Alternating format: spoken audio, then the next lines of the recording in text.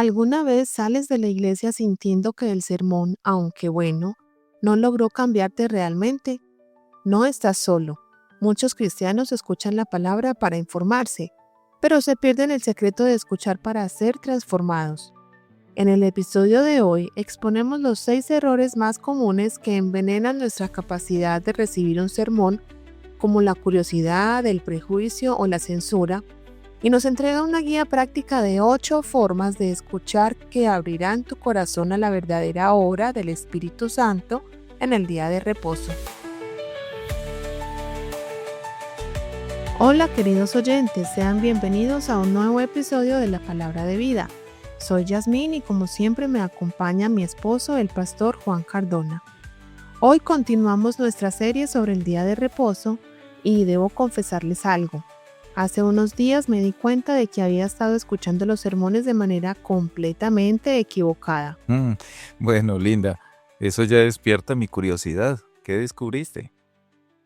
Pues resulta que durante años pensé que era una excelente oyente porque tomaba notas, analizaba cada punto teológico, pero realmente estaba permitiendo que la palabra me transformara. Mm, Bueno, tocas un punto muy importante. Verás, Linda, existe una diferencia abismal entre escuchar para informarnos y escuchar para ser transformados. Y precisamente eso es lo que vamos a tratar de explorar hoy. Cariño, en nuestra serie hemos hablado de la conexión entre el día de reposo terrenal y el reposo eterno, de qué haremos en ese reposo celestial y de cómo guardar este día para anticipar la eternidad. Así es. Pero hoy llegamos a algo muy práctico.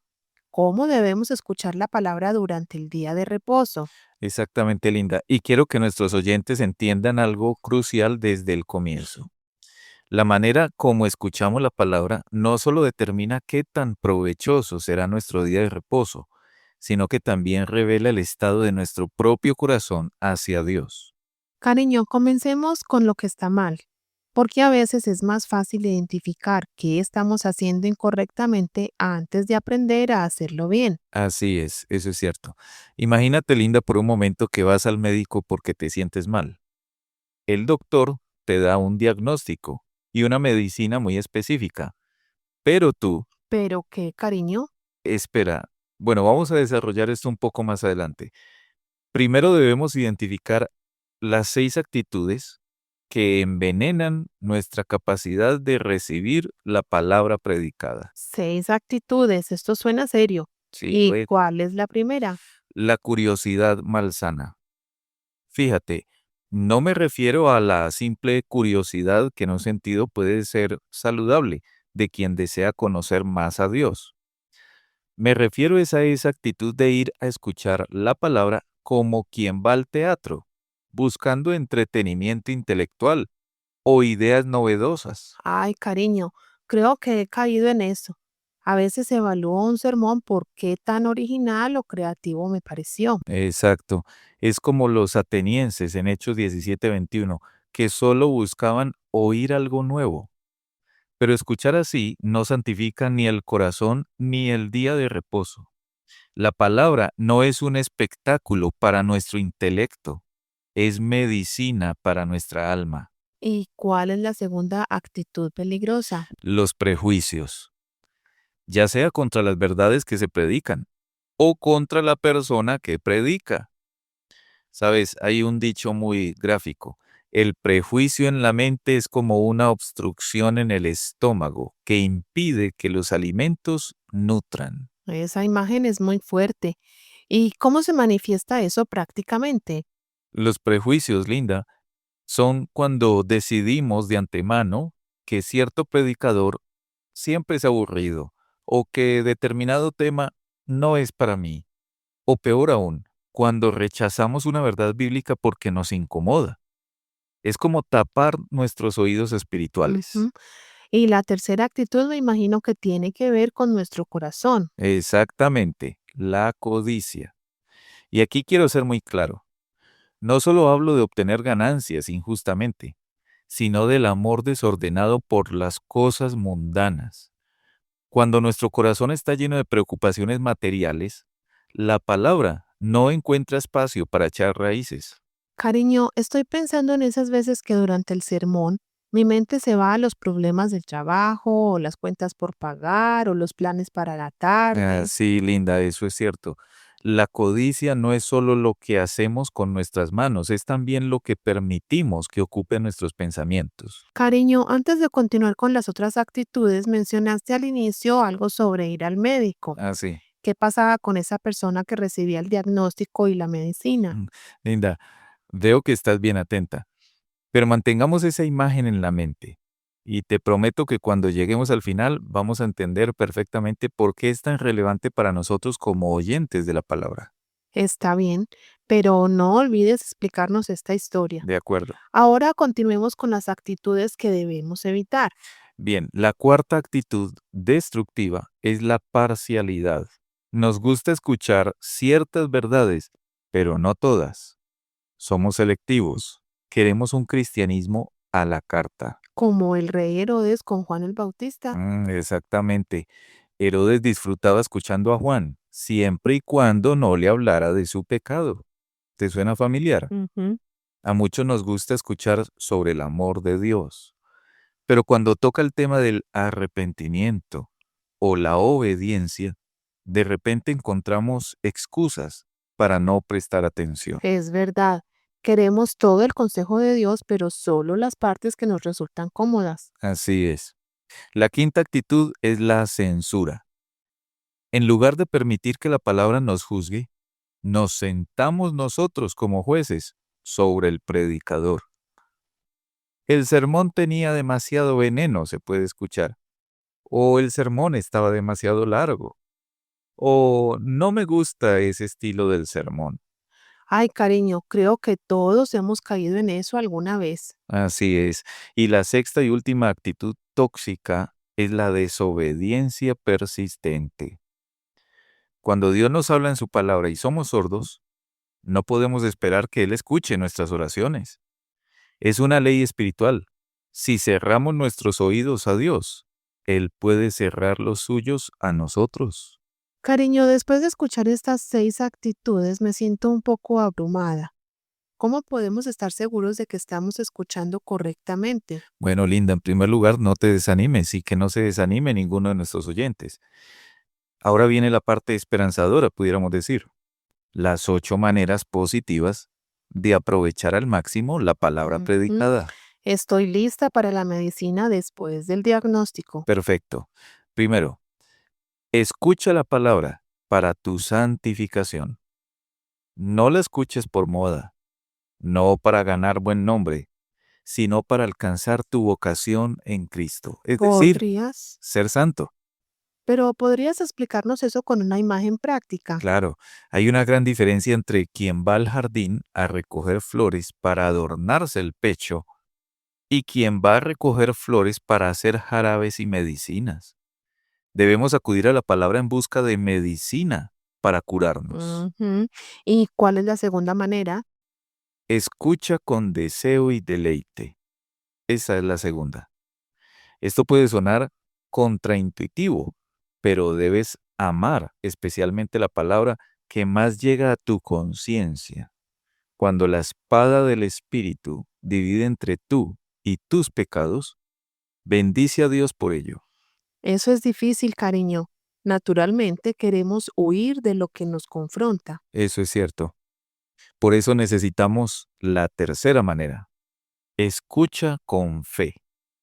La incredulidad endurece el corazón contra la palabra, pero la fe recibe como lo que realmente es, la voz de Dios para nosotros. Y la cuarta manera creo que va de la mano con esto. Sí, es escuchar humildemente.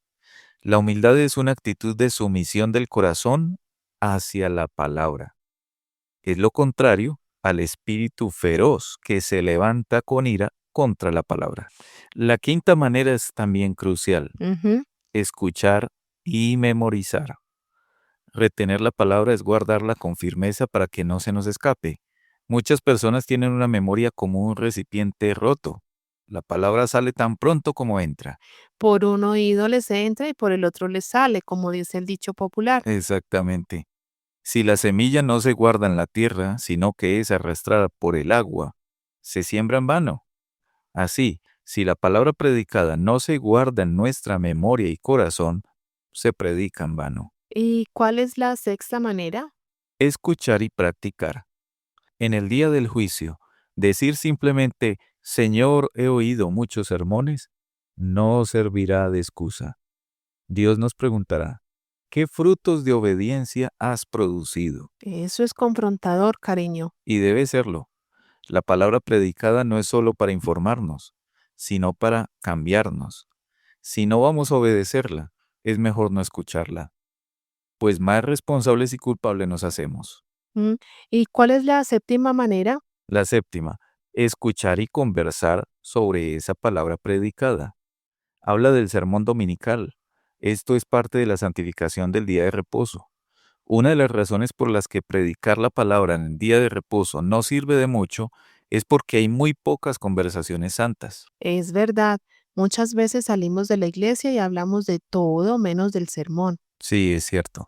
Es como si los sermones fueran secretos que no deben repetirse, o como si fuera una vergüenza hablar de aquello que es para nuestra salvación.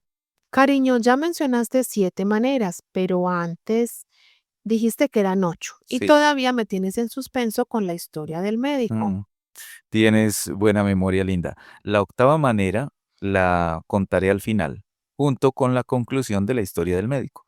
Pero antes necesito que nuestros oyentes entiendan algo también fundamental, que todo lo que hemos hablado hoy no son solo técnicas o métodos, ante todo son actitudes del corazón, que revelan si realmente estamos preparándonos para el reposo eterno. Cariño, antes de llegar a esa conclusión, ayúdanos con algo práctico. ¿Cómo puede alguien que nos está escuchando implementar esto el próximo domingo? Primero, antes de ir a escuchar la palabra, que ore pidiendo a Dios, que prepare su corazón. Segundo, que durante la predicación empiece a tomar notas, no solo de lo que aprende, sino de cómo Dios te está hablando personalmente. ¿Y después del servicio? Tercero, digamos, en lugar de comentar sobre la música, cuánto duró el sermón o los planes para almorzar, converse sobre lo que Dios le habló a través de la palabra. Cuarto, antes de dormir, repase mentalmente el sermón y ore, pidiendo gracia para obedecer. ¿Y durante la semana? Que busque maneras específicas de aplicar lo que escuchó en el sermón. Si el sermón fue sobre el perdón, busque a alguien a quien necesite perdonar o pedirle perdón. Si fue sobre la generosidad, busque alguna manera de ser generoso. Cariño, llegó el momento. ¿Cuál es la octava manera de escuchar la palabra? ¿Y qué pasó con esa persona que fue al médico? Bien, la octava manera es terminar la noche del día de reposo con repetición, lectura, alabanzas y oración. Pedir a Dios que bendiga la palabra que has escuchado. Ajá. ¿Y la historia del médico? Bien, imagínate que vas al médico. Recibes un diagnóstico perfecto, una medicina específica, pero al salir del consultorio, arrojas la receta a la basura y sigues viviendo como si nada hubiera pasado. ¿De qué sirvió la consulta? Eso es exactamente lo que hacemos cuando escuchamos la palabra, pero no la aplicamos. Exactamente. Dios nos da su diagnóstico perfecto sobre nuestro estado espiritual y nos ofrece la medicina perfecta en su palabra. Pero si salimos del consultorio, digámoslo así, entre comillas, o salimos del templo y continuamos igual, hemos desperdiciado la consulta más importante de nuestras vidas. Cariño, eso me lleva a pensar si pudiéramos pasar así el día de reposo. Estaríamos en el Espíritu en el día del Señor, como lo decía el apóstol Juan. Nuestras almas se nutrirían y se consolarían. Y los días de reposo que ahora guardamos serían garantía del reposo eterno que celebraremos juntos en el cielo. Cada domingo se convertiría en un ensayo para la eternidad. Así es. Y cuando entendamos esto, escuchar la palabra deja de ser una obligación religiosa para convertirse en el privilegio más grande que podemos tener en esta vida. Que Dios nos ayude a todos a escuchar su palabra con corazones hambrientos, humildes y obedientes. Amén, que así sea. Y llegamos al final de nuestro episodio de hoy. Si esta enseñanza le ha sido de bendición, le invitamos a que se suscriba a nuestro podcast. Cada semana estaremos aquí acompañándolos en su crecimiento espiritual. Le invitamos también a visitar nuestra página web www.lapalabradevida.com.co. Allí estamos colocando algunas guías de estudio para profundizar en cada episodio y algunos recursos adicionales que poco a poco iremos publicando. No olviden comentar este episodio. Cuéntenos cómo van a aplicar esas enseñanzas en su próximo día de reposo. Sus comentarios nos bendicen mucho y también pueden bendecir a otros oyentes. Recuerden por favor también compartir nuestros episodios con alguien que ustedes consideren necesita también escuchar este mensaje. Hasta la próxima. Que Dios los bendiga.